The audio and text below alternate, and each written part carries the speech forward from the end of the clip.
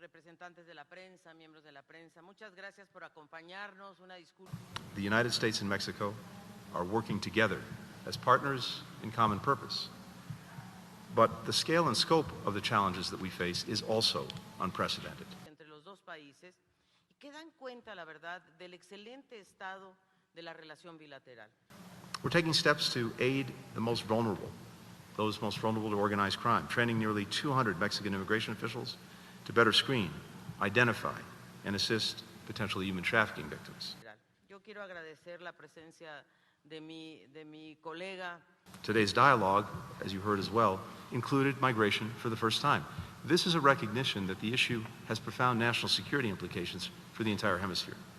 Mecanismo que se llama el diálogo económico de alto nivel.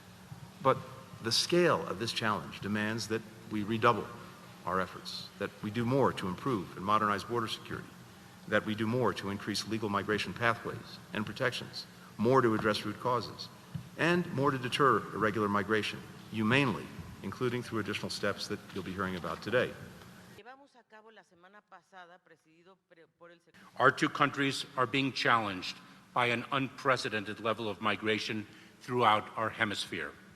The United States is committed to continuing to work closely with Mexico as we implement the model that pairs the historic expansion of safe, orderly, and lawful pathways for migrants to come directly to the United States or elsewhere to obtain humanitarian relief outside the grip of the smugglers, with strict consequences for those who do not use those lawful means to enter our country.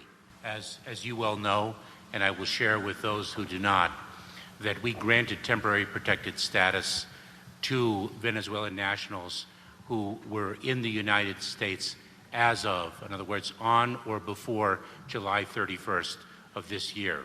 We have made a determination that it is safe to return Venezuelan nationals who've arrived in the United States subsequent to July 31st and do not have a legal basis to remain here.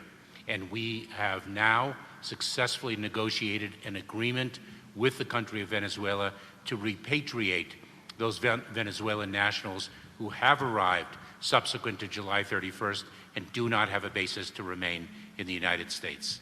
We are a nation of immigrants, and we are a nation of laws.